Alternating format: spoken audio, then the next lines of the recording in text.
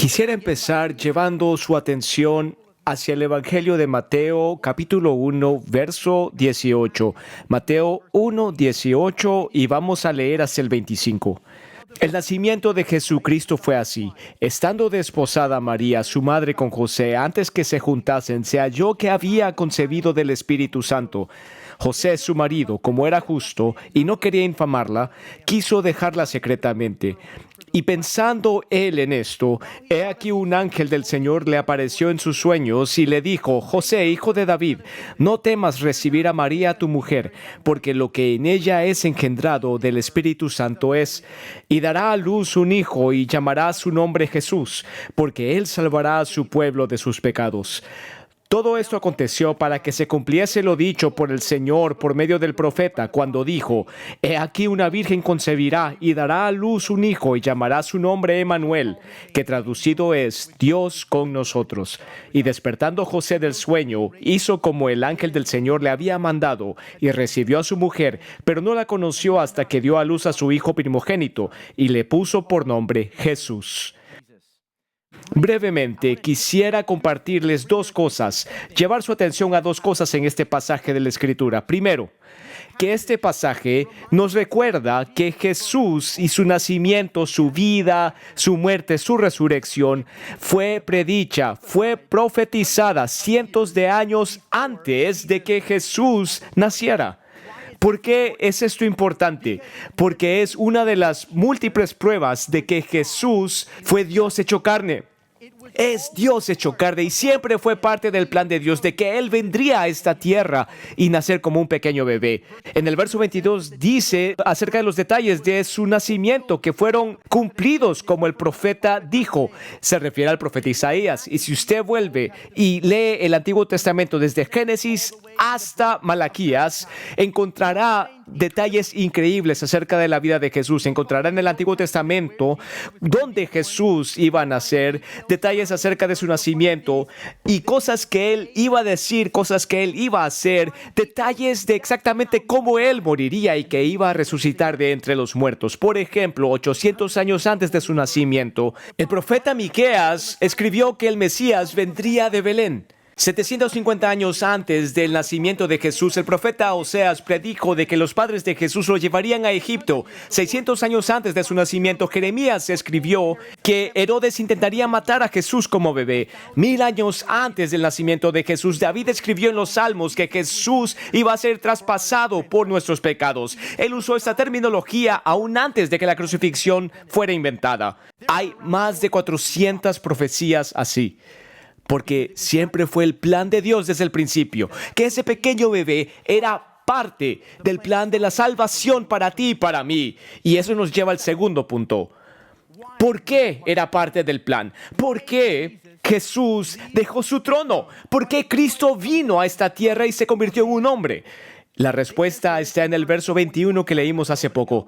Dice: y ella dará a luz un hijo y llamarán su nombre Jesús, porque él salvará a su pueblo de sus pecados. Esa es la razón por la cual Jesús nació. ¿Cuál es el corazón de esa estación? ¿Cuál es el corazón de esta fiesta? Que Cristo nació para salvarte a ti y a mí de nuestros pecados, no para comenzar otra religión, no solo para predicar, no solo para enseñar, no solo para sanar, no solo para ayudar a los pobres, y todo esto Él lo hizo, pero Él vino a salvarnos de nuestros pecados. Y para mí, no puedo creer que Dios se volvió un pequeño bebé para salvarme a mí, para salvarte a ti. Así como usted tendría que convertirse en una hormiga para resolver los problemas de las hormigas, Dios se convirtió en un ser humano para resolver nuestros problemas.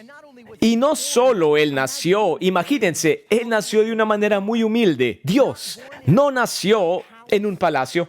No nació a una familia con mucho dinero, no nació en un hospital rodeado de doctores. Él nació en un establo rodeado por animales. El creador del cielo y de la tierra, dándonos un ejemplo increíble de humildad.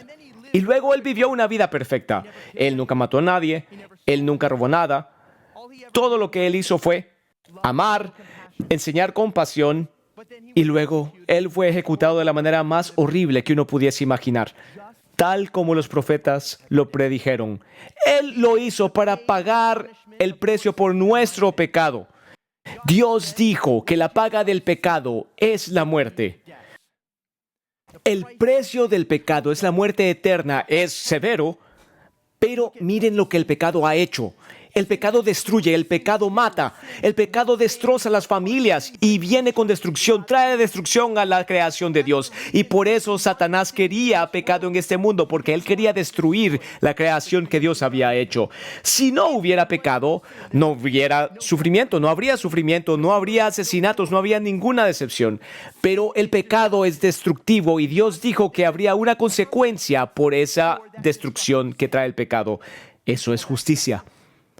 Pero porque Él te ama tanto, Él llevó sobre sí mismo la consecuencia de nuestros pecados. Él llevó esa muerte por nosotros. Cuando Jesús estaba colgado en esa cruz, Él llevó sobre sí mismo el pecado de Pedro cuando él lo negó. Él llevó el pecado del apóstol Pablo, el pecado que él hizo cuando él perseguía a la iglesia y asesinaba. El pecado de David lo llevó, el pecado del adulterio. Y él llevó también tu pecado, todos tus pensamientos, todo lo que has visto, lo que has hecho, que era incorrecto. Él lo llevó sobre sí mismo cuando murió en la cruz, dándonos una manera, un camino para ser salvos. Y hoy Él nos llama al arrepentimiento, arrepentirnos de nuestros pecados y creer en el Evangelio, las buenas noticias de la cruz y la resurrección. Y la Biblia no da una fórmula para la salvación. ¿Puedes solamente orar? La Biblia dice que todo aquel que confiesa el nombre de Jesús será salvo. Puedes decir: Señor, perdóname por mis pecados. Yo sí creo que tú moriste por mí y resucitaste. Puedes orar algo simple y de la sinceridad de tu corazón puedes recibir a Jesucristo. Y cuando haces eso, cuando lo hagas, puedes seguirlo. Él nos llama a ser bautizados, a seguirlo como el Señor de nuestras vidas. Puedes hacer eso hoy, mientras oramos en un momento y mientras seguimos cantando. Puedes decir eso en esta noche, cuando estés en tu casa, y puedes seguirlo como tu Señor y obedecer sus mandamientos. Ora, lee la Biblia, ve a la iglesia, vive por Él. Si esto es cierto, si Dios nació como un pequeño bebé indefenso por ti y por mí, si Él verdaderamente vivió esa vida perfecta y murió en la cruz, si eso es más que un cuento de hadas, si lo crees, responde entonces al mensaje y haz lo que la Biblia dice. Dile al Señor, pídele que te perdone y síguelo como el Señor de tu vida. Quisiera cerrar con una oración y luego continuaremos cantando. Amado Señor, este tiempo del año, nosotros hacemos una pausa para darte gracias. Gracias por dejar tu trono. Gracias por dejar toda esa adoración y gloria y esplendor y venir a esta tierra, nacer como un bebé indefenso por nosotros. Señor, no podemos comprender cómo puede ser que cuando tú nos creaste, tú sabías que al crearnos tendrías que morir por nosotros. No podemos comprenderlo. No podemos entender ese amor.